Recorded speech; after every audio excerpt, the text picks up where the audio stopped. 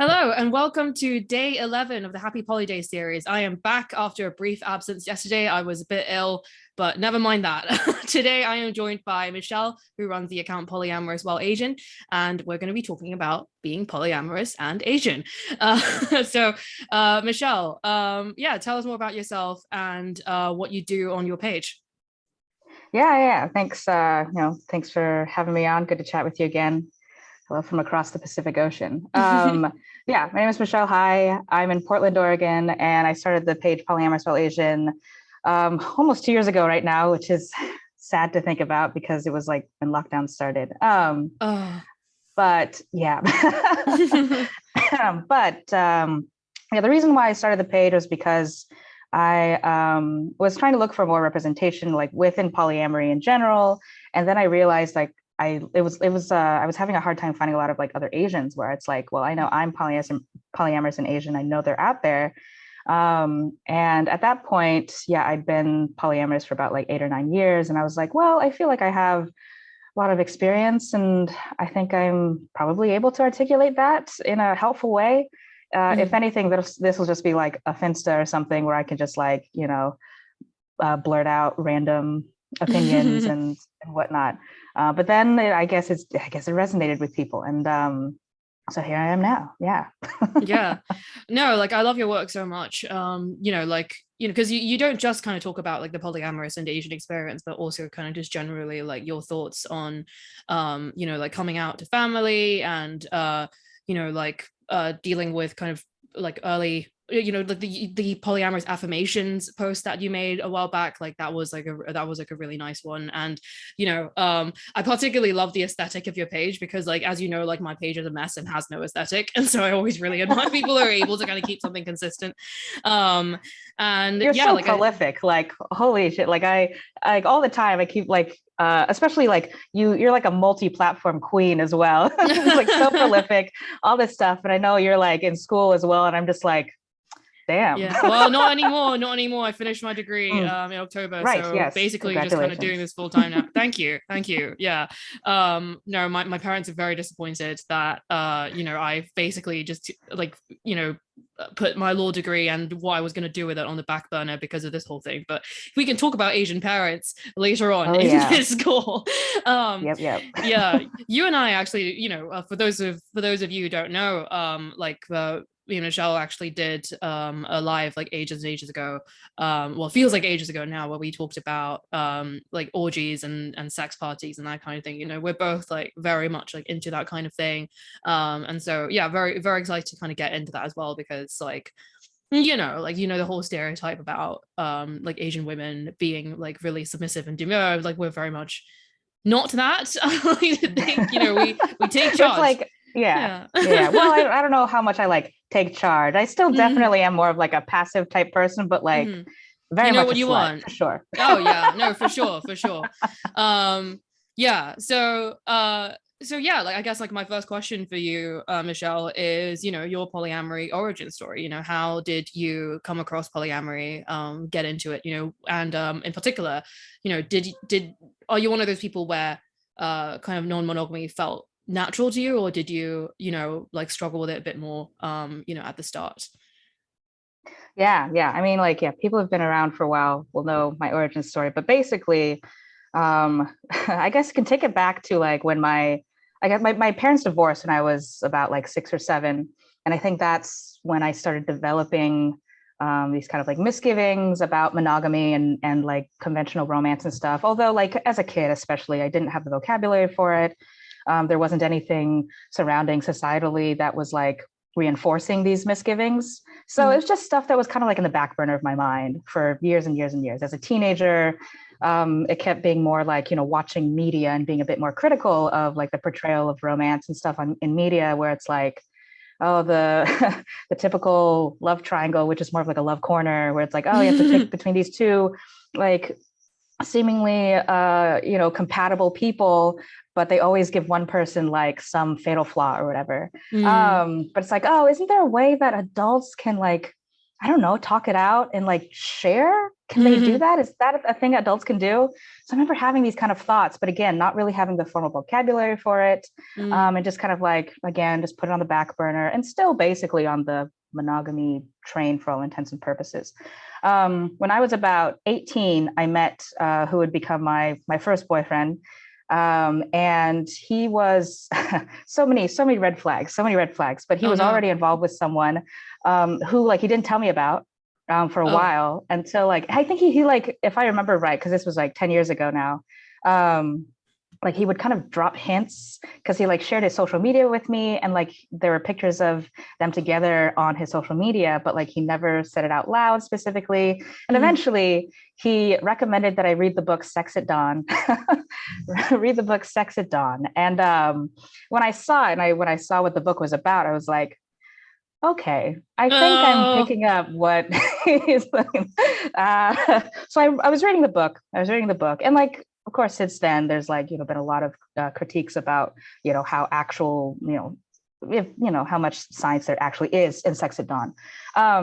But when I was introduced to a lot of the vocabulary, like ethical non-monogamy, polyamory, and all of this stuff, like it clicked.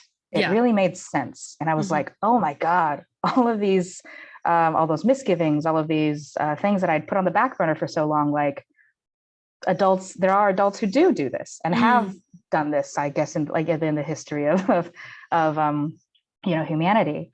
And so long story short, that relationship did not work out, but the non-monogamy part did stick because it did feel very natural. And I'm like, yeah, this really works and makes sense. And even if it might take different forms or different shapes as time passes, like I don't think I could ever go back to just pure monogamy.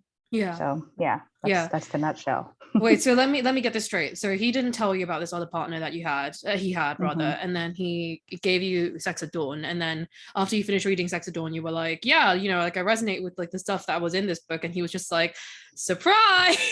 Like, is that kind of how it went down? Pretty much. Oh my God. I know, because like, and it was like, oh God, looking back, like 18 years old, and this was like I had just started college.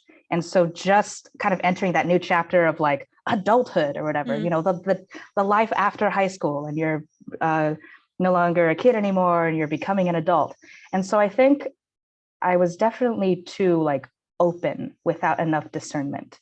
Like I always encourage people to be like open and curious and stuff, but like it's so important to like develop like healthy discernment and boundaries and whatnot. And for so long, like with my upbringing and stuff, and like, going back to Asian parents and whatever, I was never really taught or shown like healthy boundaries.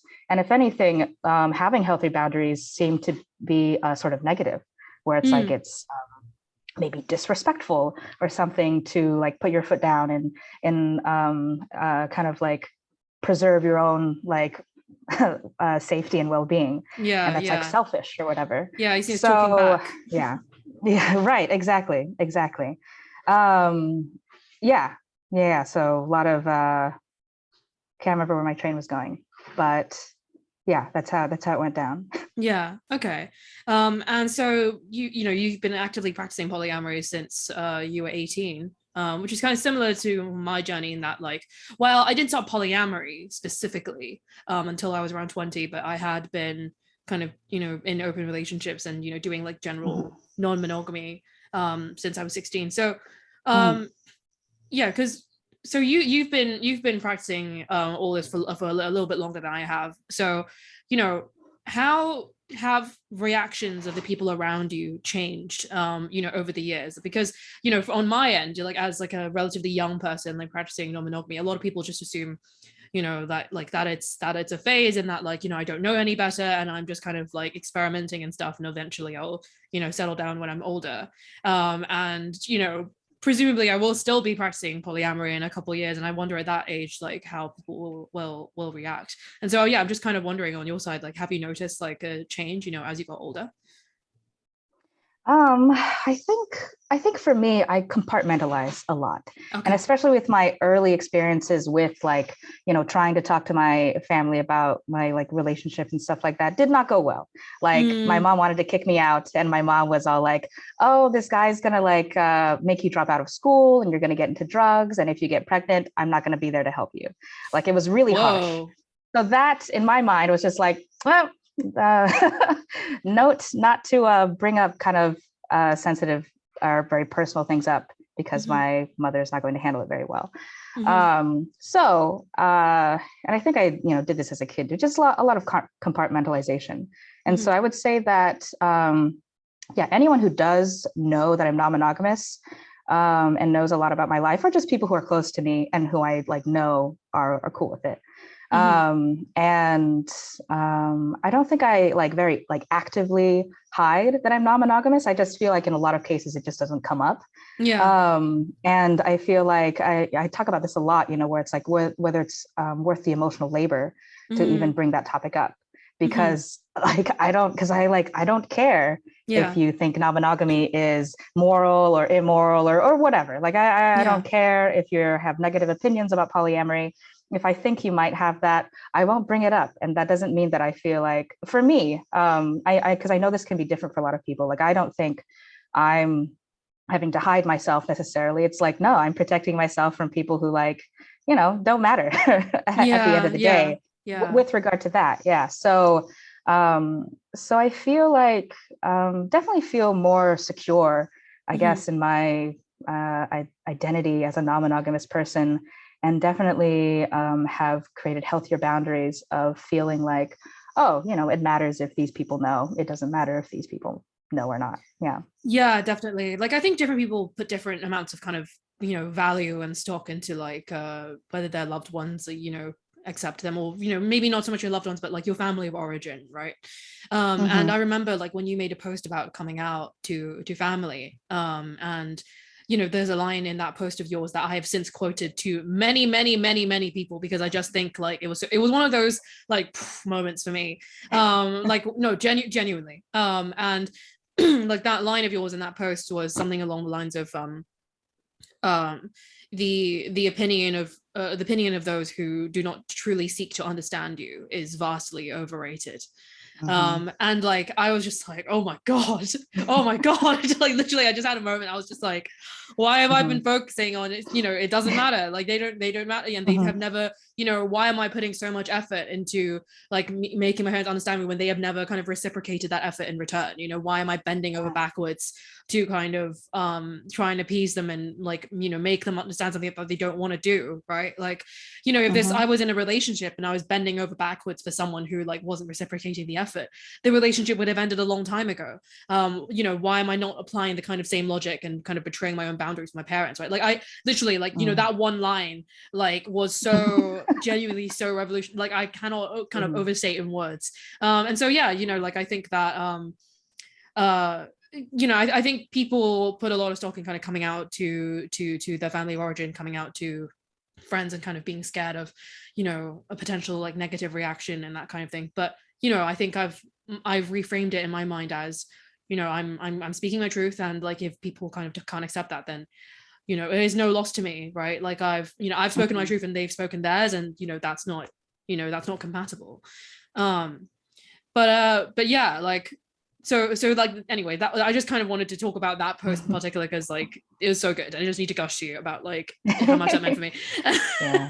I mean, that's because it's a huge thing. I mean, with like representation, especially with, within like LGBTQ plus like history and whatever, like being out and proud is very much like has been kind of like, I don't know, slogan or whatever. Like that is Yeah. thing, like being representation and being out there and like especially like in the United States, like the AIDS crisis, like being Yeah. out and proud, that was like a matter of life and death, Yeah.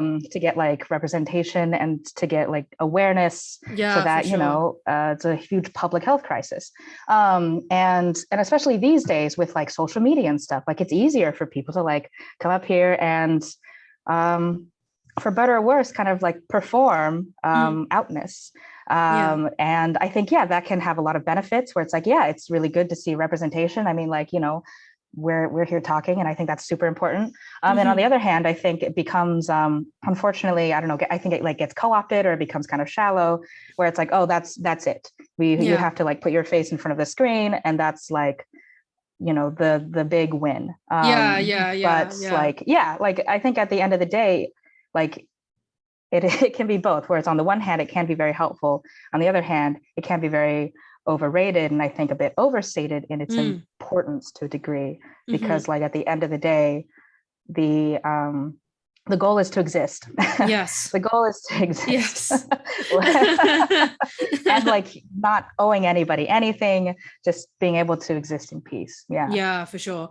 Yeah, no, I think like definitely in a lot of kind of queer narratives, right, you know, the idea of coming out is very, you know, the like the theory and like the stories that we see in media often does not match up to practice, right? Like, you know, coming out is seen as this like one thing, and in reality, you know, we have to come out like multiple times all the time to various people.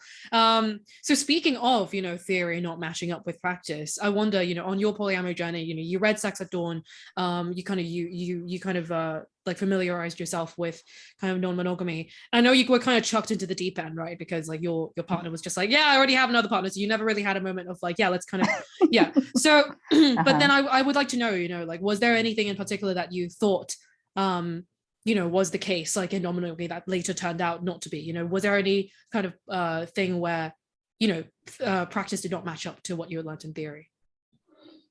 Oh man, I mean, I guess there's like a lot, you know. So I think like going back to the boundaries thing, I think just like having to completely change over time. Like, I mean, even to this day, like work on boundaries, it's like I'm not done with that work yet.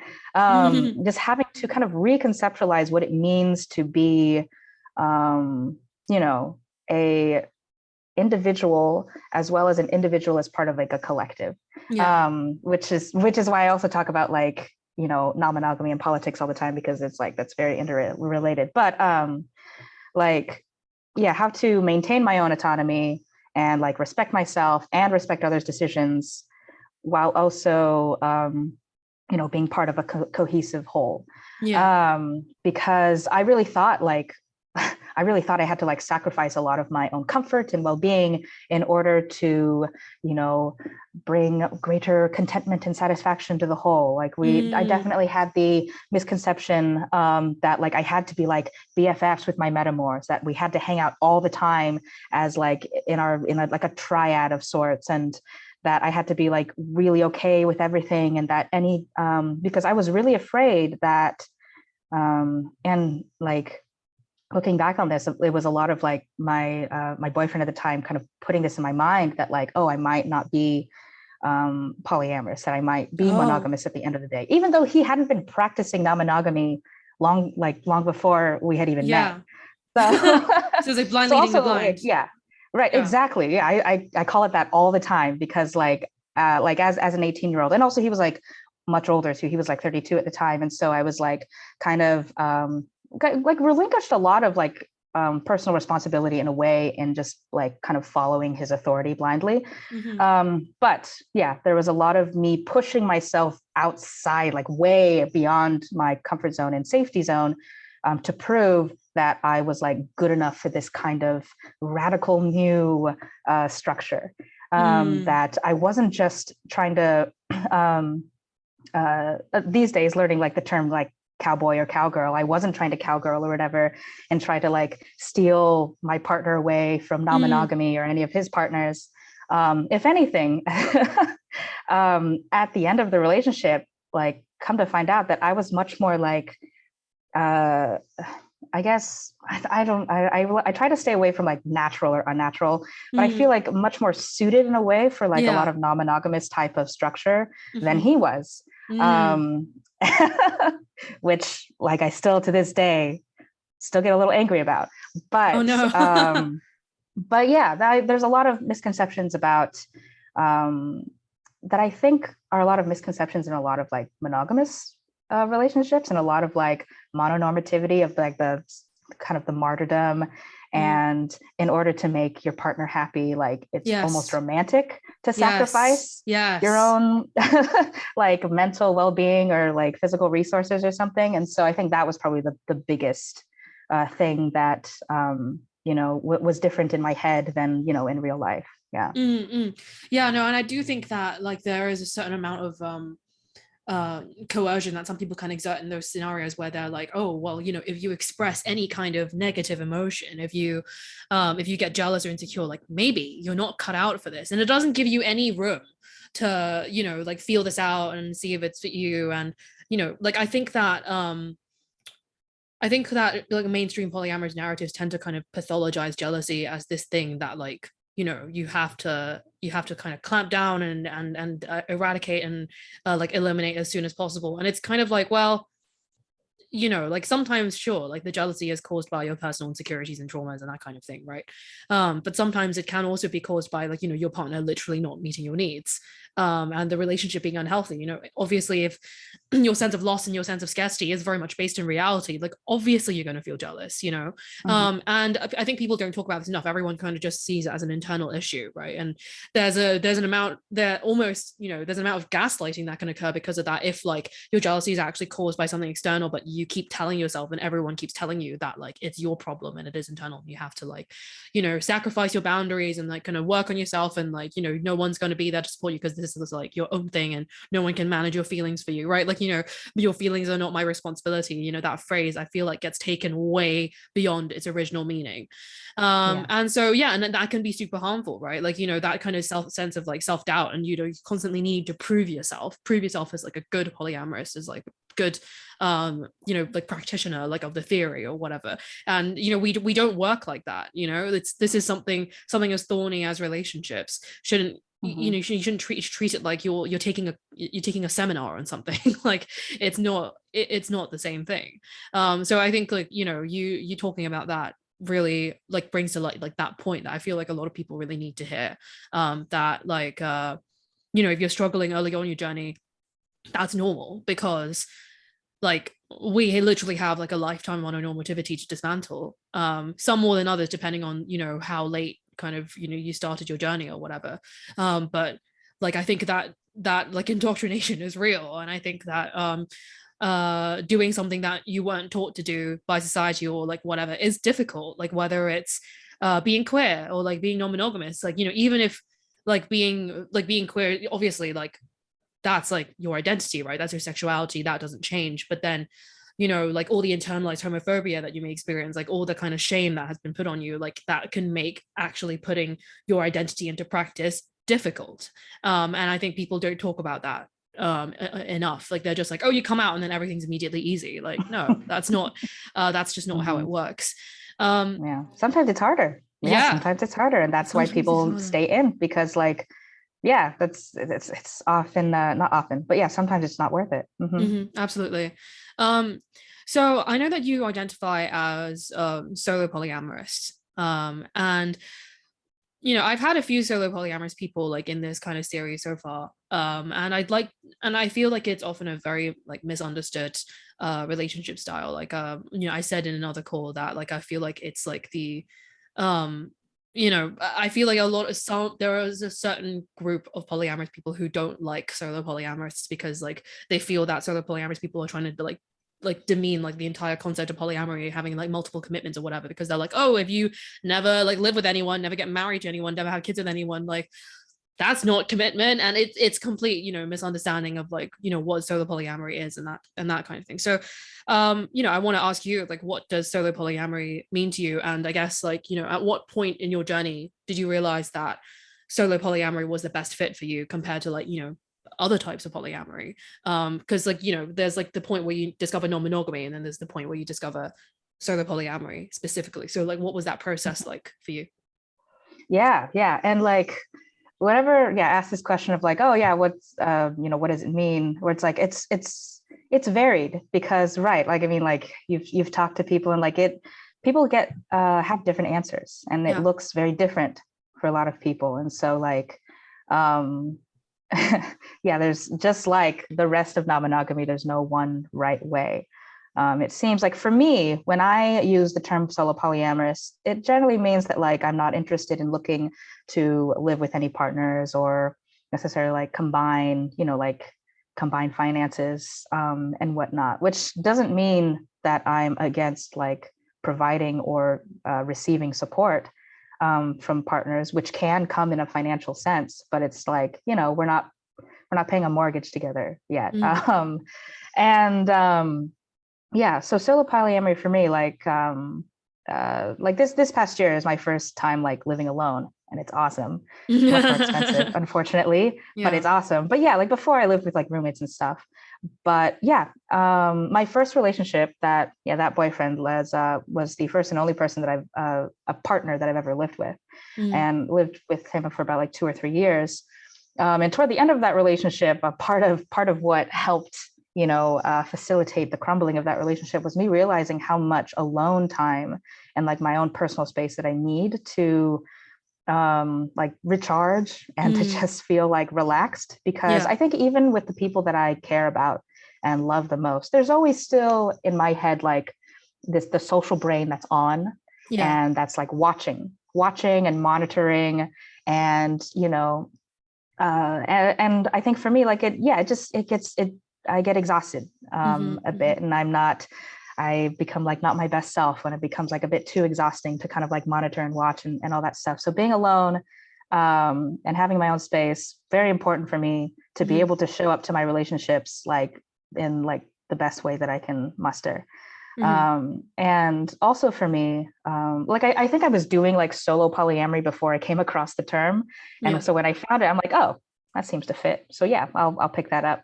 But it's not something that I'm like gonna live and die by, where it's like, oh, I don't know what I'm gonna want 5 years from now. Like I totally think that I'll be open to living with partners, down the road.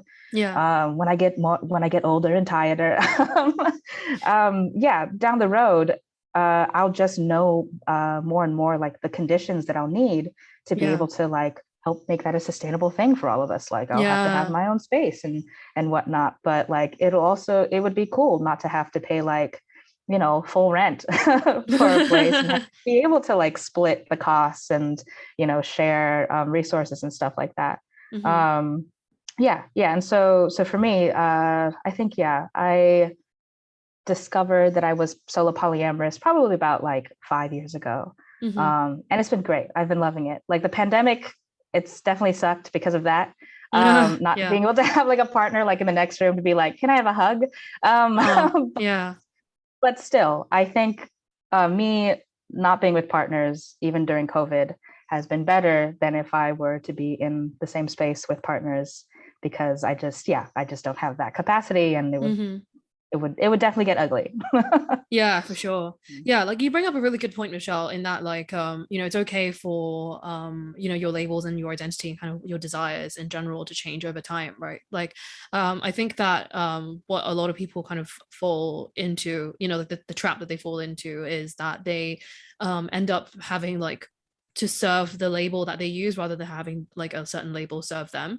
I had a client very recently who, after like 9 years of being solo polyamorous, suddenly realized that like she wanted a primary partner. She wanted like a hierarchical kind of polyamorous relationship, and that really unsettled her, because she was like, this has defined me for so long, like who am I like without like my sense of independence and autonomy and all that, and what is it in me that has changed that like I suddenly want this.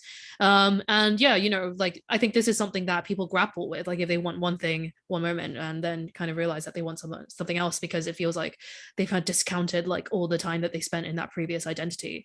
And so I think it's important to go like, your labels aren't like life commitments. And then like if you get to a point where the life that you're living isn't actually serving your desires, it doesn't matter that like the past couple of years or whatever was still meaningful, and they served you well at that time. It's just that they don't serve you that well anymore. So it's good to have that flexibility, and it doesn't mean that like you were a fraud all this time, or something like that.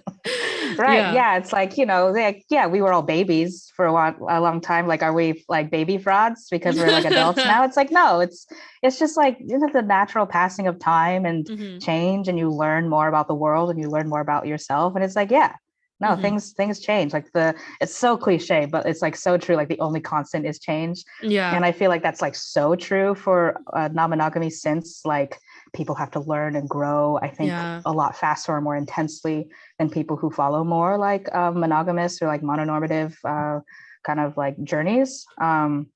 So yeah, like gotta embrace change, and like doesn't mean that we can't struggle. Like Hmm. struggle is definitely a part of it. Yeah. And yeah, at the end of the day, as long as we like live and we learn, like that's all we can ask of ourselves. Yeah. Yeah, absolutely.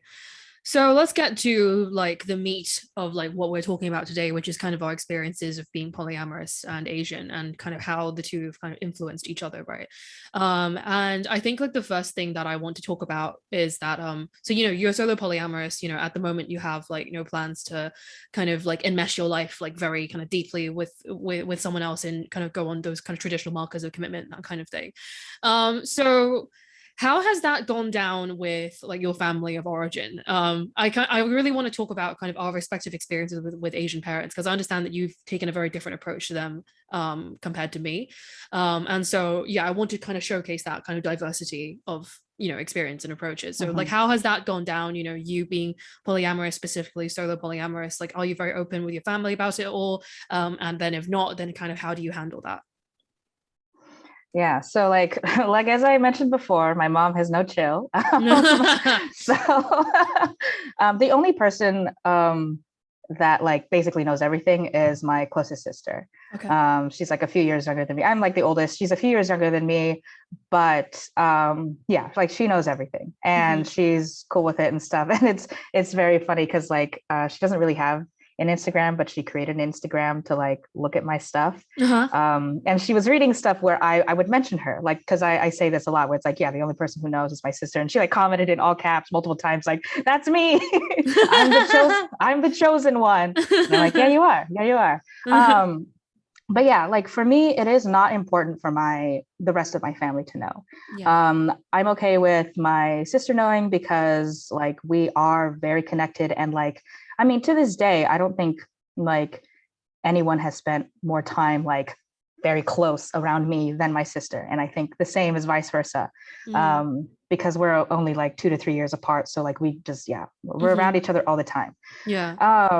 But yeah, with my, and also our values are aligned enough where I Yeah. know it's safe. And I Yeah, know for sure. she understands, or Hmm. like really tries to understand. And it's not this like shallow veneer of kind of tolerance. Yeah. With my mom, at this point, it's like, what is she going to do? Kick me out of the house? No. Coming off from her insurance? No, I'm too old for that. Like it's not gonna, like there aren't things that would like deeply impact, how I'm able to survive in life. So I know that at this point, that if I were to tell her, like she would try to be accepting to the extent that she can. Mm. But there would be so much misunderstanding. There would be so many like preconceived notions, because I also know that she's like a very jealous woman and very like monogamous. Mm. And I'm like, I don't. When I just think of that, it makes me tired. I Yeah. don't want to do that emotional labor. I Hmm. don't think it would bring us closer together. I don't think it would just like enrich our relationship suddenly to have that kind of like give her that kind of knowledge and that kind of insight Yeah. um, into my personal life. And yeah, I don't feel like I'm missing something because I don't tell her. Yeah. I know this is very different for a lot of people, for a lot of families. I think it's also because like I do have a bit more of a distant relationship with my mother, so like it isn't as important to me. But yeah, like my Instagram is public and stuff like that. So like if it's not that she's active on Instagram really, but like if she were to ever to like come across it or whatever, like yeah, then it'd be up to her to ask me. Like if she Yeah. wants to know, she'll ask me. And Yeah. she knowing her, even if she were to like find out, she probably wouldn't ask me, or it would take Yeah. her a long, long, long time to like even muster up wanting to ask me. Yeah. Because yeah, we largely have like a don't ask, don't tell thing with regard to personal life these Okay. days. Yeah. And that might change. I don't know. That might change in the future. And like, I'm Hmm. open to that changing. I'm open to having the conversation with them down the road, but I am in no rush to just like force that conversation early on. Yeah. Did your parents ever do that thing, like, that stereotypical Asian parents do, where they're like, you need to get married by this time and have like a nice Chinese husband who is a doctor or a lawyer, and then have like 2.5 kids, and like by this age, then I can have grandchildren to bounce on my knee and that kind of thing. Did your parents ever try and like enforce those expectations on you? Because I imagine that would conflict a lot with the solo polyamory. Right. Yeah, it is. It's interesting because, as I said before, my parents are divorced, and my dad lives in like a separate state, so I don't see him like too often. Okay.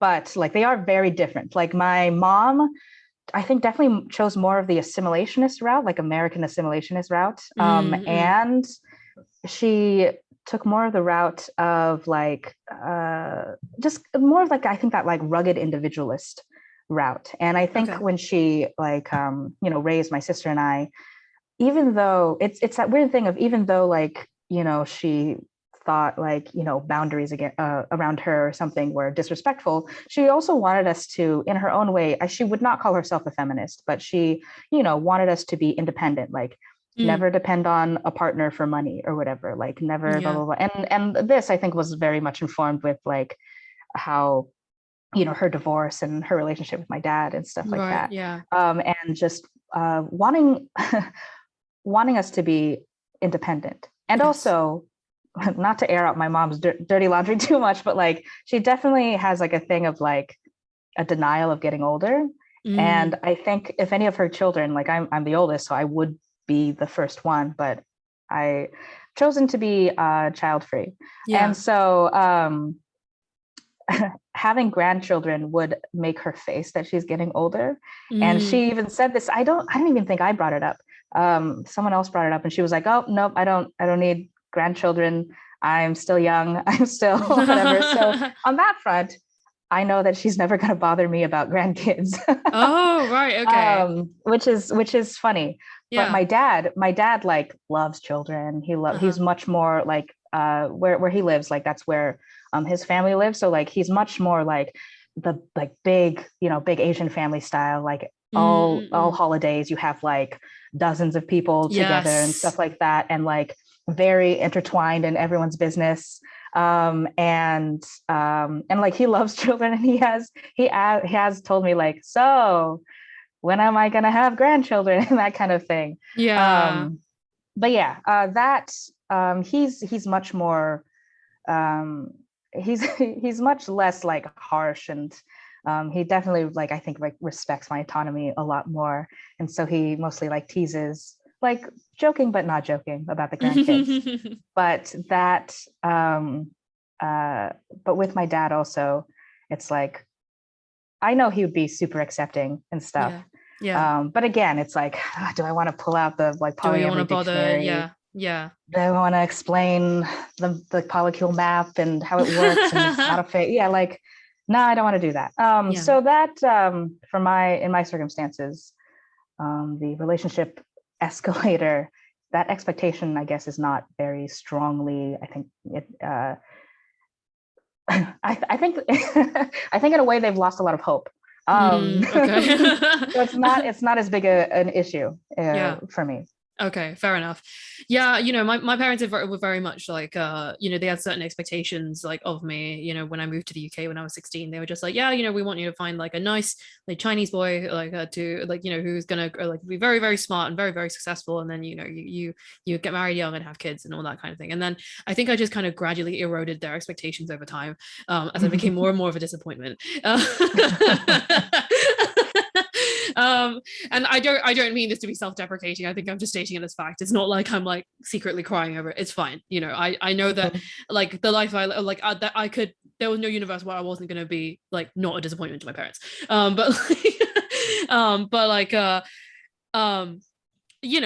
think even now, my mom and I have done a lot of work, in therapy, actually, like over the last couple months to kind of get to where we are with,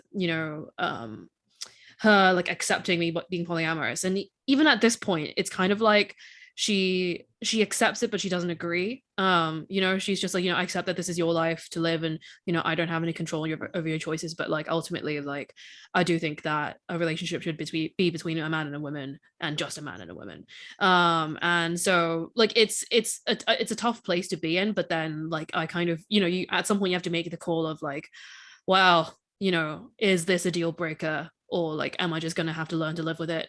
Because you know, there's the added dimension that like me and my mom don't live in the same country. You know, like I'm literally on I'm literally on like another continent, so it's like, okay, she doesn't agree with my lifestyle or whatever the fuck. Does that have a massive effect on my life, like in the grand scheme of things? Not really. You know, like I do I need to bother like doing the whole like cutting her off thing when I barely speak to her anyway? Not really. So you know, at some point I was just like, I don't care enough to make this a thing. And your cat is so distracting. It's so I nice. It's a know. beautiful cat. Yeah. Oh my god. He's wanting attention so bad. I love them, just have a mind of their own. Yeah, but yeah, like so my parents, you know, they like my dad doesn't really care that much. Like he's like, you know, he's more like, as long as you're happy, then you know it doesn't matter. And like my dad's taken on a very my dad's a very traditional dad, like in that he kind of provides like financially for the family, and then that's like his role. And so, you know, growing up, like he wasn't around that much because he was always on business trips and like working a lot. And he's, you know, done phenomenally in providing for our family. You know, I come from like we're very new money, but my dad's done really well in his career. Like, you know, we've never had to want for anything, and I have a lot of privilege in that sense. um but then, you know, the trade-off is that like he's very emotionally reticent, and like we don't have that much of a close relationship. And so, you know, even now he's just like, you know, like whatever issues that you have, you know, if it can be fixed with money, just like, you know, call me.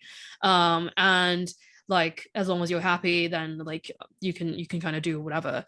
Whereas my mom is just like, no, we need to have expectations of her. Like, oh, we you know, we can't just kind of like let this all go, right? And so there's like a bit of conflict there, and it's funny to watch it play out, if I'll be honest. But like I think at this point my parents are like, yeah, I guess, you know, she lives her own life. I think it was more difficult when I was financially dependent on my parents, when I was in school and I was in an open relationship. My mom was like, you know, you don't know what you want, etc., etc. Whereas now I'm like, you know, this year I'm actually properly became financially dependent through like running this blog. And so that was a big step for me. That was a big step in that I could really like own my choices and like not have to, you know, try and appease my parents as much, or that kind of thing. So like that has been a move for sure. Yeah, that's so important, right? Yeah, That makes a definitely. world of difference. Yeah, Yeah. yeah, definitely, because you know I don't have to live under threat of like you know, actually like having my like sense of, you know, financial security or home security like threatened, like if my parents don't accept me, right? Like, you know, it's still, you know, obviously like there's a part of me that still wishes that like I could just be, you know, very open with them and that kind of thing, but like it doesn't matter as much to me anymore as it once did. And I think also like the work that we did in therapy like helped me establish, you know, like better boundaries around that front, like you said, because I don't know if you relate to this, Michelle, but like I do feel that like Asian parents, they view their children as an extension of themselves, or rather like a representation like of themselves. You know, like it's like you have to Mhm. do the work to like make us proud. We, you know, we work so hard, we put so much effort into like your education, like your life, etc., so that you could kind of, you know, fulfill like all these dreams that like we couldn't fulfill.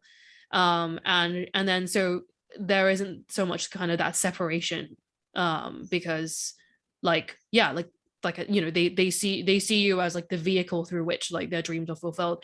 I don't know if you relate to this at all, but that's certainly kind of, you know, my experience of like my relationship with my parents, up until we did the work in therapy anyway. But yeah, what do you think? Yeah, no, absolutely. Absolutely. Like Mm-hmm. there was also like a term that I only learned like this past year, like emotional incest as well, where it's like Mm-hmm. especially like with my mom being like a single mom for so long. And like me being like the oldest, Yeah. like she was like of course she did the best that she could to like, you know, try to, you know, like keep us running and as a family, keep a roof over our heads and things like that. But like she also was a person who didn't have like a whole lot of friends and a whole lot of like support network outside of like her mom, like my grandparents. So I think there's a lot of like stuff that kind of leaked into, you know, like turning me into a sort of like little therapist in a way. Oh yeah. And like as a kid, it almost felt like an honor, like, oh yeah, I'm mature, you know, like it's almost like I'm kind of like a little adult too. But looking back, it's like, no, what that required was a lot of like putting aside my own, like, oh, like we're seeing a pattern here, like putting aside my own needs, Yes. like for someone else, for my Yeah. mom, because it's like Yeah. my mom's working so hard, like holy shit. Like Mm-hmm. when I think about it, also these days too, where it's like, wow, having two kids at my age, like having two cats is enough for me. um but yeah, the emotional boundaries or lack of emotional boundaries, Yeah. and the I think that also that interesting thing of like the, you know, individualism versus collectivism kind of mindset and like, For you know, sure. cultural like background, where Shame like and all that. Yeah. yes, yeah. Where on the one hand, like yes, there's one thing about like community, and you know, like you kind of represent our community in a way, and our family, Mm. and so everything that you do kind of like comes back to us, and it's all related. Yes. Like it Wow. impacts Yes. the family. Um, but right, and then there's like it's a spectrum, right? And there's this other thing of like, well, yes, yeah, like you know, like I've loved my family, and I know that, you know, certain things that I do impact them and whatnot. And there's a sort of give and take, but at the Mm-hmm. same time, right, it does become this unhealthy, like we don't kind of acknowledge your autonomy really at all. Mm. Like it has Mm. to be what like yeah, with my mom, it's like, yeah, what I want, and Mm-hmm.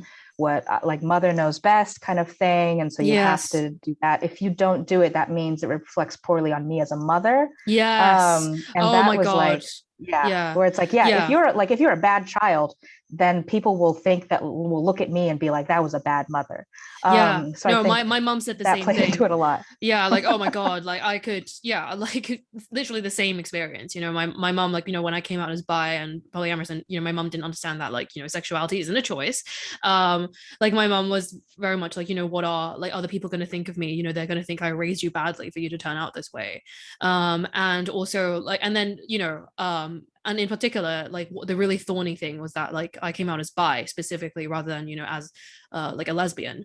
And honestly, like the really funny thing is that I think my mom would have had an easier time if I was a lesbian, because so my cousin is a lesbian. My cousin has a girlfriend, a very very long time girlfriend. They're very much in love, you know, and I'm pretty sure if they were a heterosexual couple, like, you know, they would be the darling of the family because like they're so cute together and it's ridiculous. But you know, she's a lesbian, and her my aunt and uncle, so her parents, like have a really really really difficult time accepting that. Mhm. Because like my uncle is very much like very violently homophobic. He's like, you know, if I see like two men being affectionate to each other in the street, I'll beat them up. And so, you know, living in that kind of environment is not great, right? But my mom has always been very accepting of my cousin. My mom was always very much like, you know, like she didn't choose who she is, you know, she can't help that she's like into women, and like, you know, they've been in a relationship for so long. It's a shame that like, you know, they can't get married in Hong Kong, where we're from, right? But then, you know, when I and that actually gave me the security to like come out as bisexual to her, because I was like, oh, she's safe, okay, you know, I can do this. So but then I came out as bi, and my mom had a completely different reaction, because my mom was like, okay, well, you know, you're into guys and you're into girls, so you know, why won't you do like the thing that is best for the family, you know, best for the collective, and just be straight, you know? Because she was like, you know, different from my cousin, right? Because my cousin doesn't have a choice. Like even if she wanted to be into men, she couldn't, whereas I can. So my mom was like, basically my mom turned my bisexuality into this thing where like if I expressed any attraction to a woman, it was a betrayal to the family, brought shame on the family, and it was like, you know, an act of like rebellion that I was like attracted to women. Whereas like, if I was attracted to men, then like, you know, I'd be, you know, I would be like respecting my family and their values, and you know, like giving them face, right, to like Mhm. society at large and that kind of thing. And you know, the whole thing about me being a representation of them. When I went to the UK, my mom was like, you know, people are not going to see you as like Leanne, this individual. They're going to see you as Leanne, the Chinese girl from Hong Kong. And so you have to perform to like the best of you know, like you have to excel in class. You have to be like, you know, like the model, you know, like student, person, girlfriend, like whatever. So then like, you know, people will have a good impression of China, which is like a lot, Mm. of responsibility to put on like a 16-year-old. You're still like, I am an ambassador of my country, right? Like, Yeah. Oh. and so then, you know, or like, and all of that stuff, right? So then like um yeah, and so genuinely I feel like my mom would have had an easier time if I'd just been a lesbian, because my mom wouldn't be like agonizing over like, you know, whether I'd make the good or the bad choice, you know. Right. Yeah. The Yeah. choice part where it's like, right. Oh, so your sexuality means you can choose whether to have the good sexuality or bad sexuality. Why would you choose the bad? Yeah. Oh my Yeah. God. Yeah. Like that's fucked, right? It's so fucked. Oh my God. Yeah. Yeah. Yeah. Yeah. Oh. So I also kind of wanted to ask you as well about like how being Asian has impacted you know, kind of your dating life, you know. And I'm like, you know, I asked you to collate some questions from your followers, and I know that, so apart from, someone asked about Asian parents, so we've talked about that, and someone else kind of asked about like racial fetishization and exoticization, like in polyamory, and how kind of that has manifested like in your life, you know. Are there any kind of personal anecdotes you share on that front, any kind of words of wisdom that you have for kind of identifying, you know, people who are going to do that, and that kind of thing? Mm-hmm. Yeah, yeah. I mean, it has definitely been a journey of recognizing fetishization, because definitely, like, I think maybe as a teenager, I was like cognizant of it like a little bit, but I was one of those people who would kind of like joke about being Asian in front of like white friends. Like I was the kind of person who was like okay with, you know, my nickname being soy sauce and stuff because it was funny or whatever. And like looking back, it's super, super cringe. And but yeah, like definitely when I was younger, more playing into that palatability Yeah. aspect of So you it. allowed And yourself to be like the butt of the joke, so you could kind of right. appease your white friends. Right, Yeah. right. And I definitely saw that, you know, early on when I started to like branch out and like date and whatever, like um, you know, not putting up with, you know, people who like on OkCupid would be like, oh, I like, you know, chinky women. Like, no, that's definitely a no. But being less aware of what like yellow fever was when I was younger, because yeah, my first boyfriend, like he definitely had that like that kind of like fetish, and it was something that took me a while to recognize, to even learn what that was. Yeah. And yeah, just you know, seeing the ways in which I'm more of this object to be projected onto, to Yeah. have like fantasies projected onto, and like, you know, referenced before, like the demure, submissive, blah blah blah blah blah, all of those like Yeah. the terrible kind of stereotypes and assumptions. Like, you know, 10 years later, yeah, from when I started like dating and, you know, being non-monogamous, like it's definitely, I feel like it's more of a program that is constantly running, but it isn't something that takes up like a lot of space at the forefront all the time, if that makes sense, where it's like it's something that's always watching, where it's like, you know, on dating profiles or whatever, like, you know, with the yellow, orange, and red flags, where it's like red flags are people who like straight up first message is like, I love Asian girls, or I've always wanted to be with like a Chinese girl, or like, you know, all of those kind of things. But like sadly, you know, if I see personally, like if I see like if someone's into anime, that's like a yellow flag, sadly, because there's a lot of people who like, oh, you know, like they self-identify as a weeb and they want their like, you know, kawaii kind of girlfriend. Oh God, I have They definitely want run their into anime that. Yeah. wife. Yep. Yeah, Yep. yeah, yeah. So like not a red flag, yellow flag. Yeah. They want a waifu. Like right, exactly, waifu, you know. Like it's not even the right Asian dude, but like yeah. So I feel like that is like unfortunately just a program that like runs constantly the back of my mind, that like looks out for like yellow flags and is like watching, always watching. And like at this point, you know, being like, trust the gut feeling, you know, gut feeling, even if you can't rationalize it to yourself completely, trust the gut feeling. Yeah, because it's been sure. like right more often than wrong. Yeah. So yeah, I think these days I've become better at discerning and like seeing more and more of like, the kind of people to avoid and the kind of people who are like probably safe, and like do a little bit more vetting and talking about what their kind of politics are and what their life views are and stuff like that, to like determine, the safety factor. Yeah. Yeah. Yeah, for sure. Like there's this thing that I find with kind of dating people who um like it's kind of a catch 22, like you said, it, like the anime thing, it shouldn't be a yellow flag that someone is into anime, but sadly it has become one. And for me, how that kind of shows up for me is like whether or not someone has dated Asians in the past. And I'm kind of it's this catch 22, because like if I'm the first Asian person that someone has ever dated, then I'm like, wait, are they dating me because like I'm like something different and they want to try something new and exotic, like, or is it just like, I happen to be Asian, right? And then if they have dated Asian people in the past, then I'm like, oh fuck, am I just one of like a long string of Asian people who, they're just kind of objectifying? Yeah. And so like part of the collection. Yeah, exactly, am I like being added to the collection? And it's so fucked, because I wish I could just, like exist as a person, and then like not have to worry about like, whether I'm, whether like someone's dating me for me or if they're dating me because like I'm Asian specifically. And my personal kind of take on the whole fetishization thing is like, I have no issue with people finding me attractive because I'm Asian, because like being Asian like comes with kind of like certain features and like whatever. And if someone's like into that kind of like into that stuff, cool. Like I used to sleep with a guy who was very into like very petite women specifically, and petiteness often kind of goes with Asianness, not all the time but a lot of the time, and so that kind of lined up, right? It wasn't like a weird thing. But then where I draw the line is where like someone starts assuming things about me on the basis of my Asianness, like assuming that like I'll be submissive, or like assuming that I'll be into anime, right? Or assuming that like I like spicy food.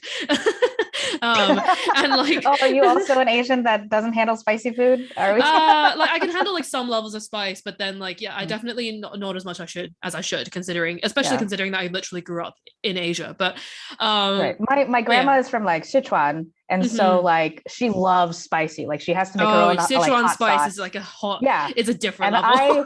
I'm like I can handle some spice, but like her and my mom, they're like will burn, like love burning all the taste buds off of their tongue, and I'm just like I'm sorry I can't, and they laugh at me all the time. So yeah. Yeah, so like no issue with people kind of finding me attractive because I'm Asian, but like not like assuming extra kind of character traits or like whatever, like like on that basis, right? Right. So that's kind of where I draw it. And I've definitely kind of run into people who like I once dated a guy who like I thought was fine, but then and then like he started dating this other girl who was also Chinese, and then even though me and that other Chinese girl looked nothing alike, she was tall and very slender and very, and had like her body was covered in tattoos and she had long hair and I had short hair. I'm more like average build, and I don't have kind of piercings or tattoos or anything like that. And he like kept calling us the wrong name in bed. Like he kept calling me by her name, kept calling her by my name, and it just got to this point where I was just like, what the fuck is going on? You've been seeing both of us for like months now. How are you still getting this wrong? And I'm sure it wasn't intentional, but it's just like little microaggressions like that as well. I was just like, oh fuck. But yeah, like, and in in sex positive spaces, like I think fortunately I haven't kind of run into people like fetishizing me or kind of wanting to do like race play with me or stuff like that, like in kind of like orgies and that kind of thing, because like yeah, I think I've been very lucky, because like I know definitely like some other kind of BIPOC people I know, they've definitely kind of gone to an orgy and immediately someone's just propositioned them with like a race play thing, and that's obviously like fucked, because I mean there are some BIPOC people who are into that, but most of the time no. And it's just it's very much like what I said about like projecting certain things on someone based on their race. It's like going up to them going like, hey, do you want to like I don't know, like role play the Vietnam War or something. I don't know. Yeah. Like, I mean, that's out there. That's out there. Like, yeah. No, that's right. You bring up like, the thing about fetishization, that is the most harmful, where it's like, not seeing the person as like a whole person, but seeing you almost like, like this blank slate of like, of just projections and assumptions, and that ultimately ends up like denying our needs and our wants and boundaries, and it becomes a safety issue. Yeah. Well, that's all the time that we have for today. Unfortunately, as much as I kind of want to talk to you about like all this stuff, because genuinely there's so much to cover. Like, So much. yeah, Yeah. so much, so much. But I will be doing a talk with Jessica Lynn, who runs Just Beyond the Body, on like navigating race within polyamory. So for those of you who are interested in attending that, it's happening on 22nd of January. Links are in my bio, so go check that out. And Michelle, where can people find you on social media? Yeah, I largely just live on Instagram. I'm not a multi-platform queen like Leanne. Instagram, polyamorous while Asian. That's where people can reach me. I also update like my website, polyamorouswhileasian.com. All Yeah. right. All right. Thank you so much for joining me, Michelle. And it's been so great speaking to you again. And yeah, everyone follow her. Thank you so much. Thank you.